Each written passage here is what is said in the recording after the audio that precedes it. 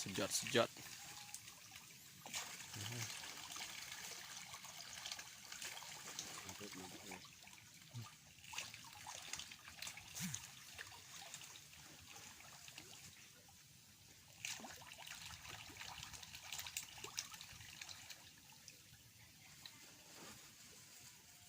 ถ่ายเป็นอีก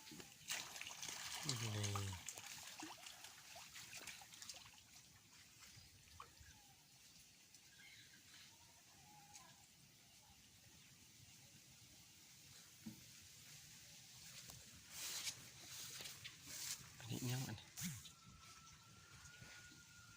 เปล่า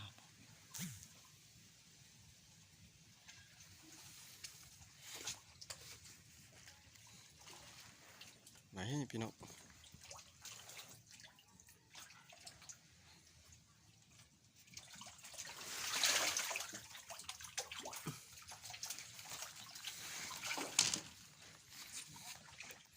ส่วนเกษตรอินทรีย์พี่น้อง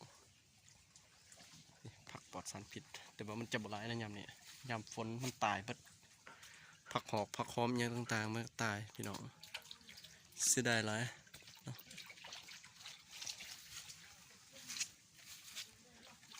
นี่เขานะทางนั้นก็เป็นส่วนของผักหอมเนาะผักส่วนผักหอมพี่น้องเปื่อยเบิดพี่น้องไอ้ยามฤดูฝนเนาะบนเรือนี่อยู่เถอะก็สิดำเนินการปลูกคือกันเนาะอยู่เถอะติกรนี้แถวนี้มักเพชรขนาดนี่เนาะมักเกาะกกบักกอกพี่น้องตัวสูงๆกันเนาะ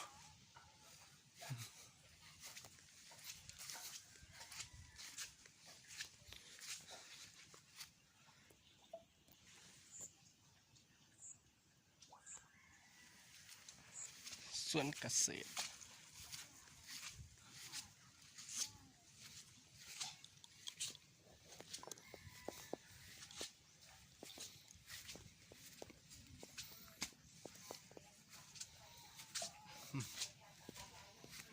พอได้กินพี่น้อง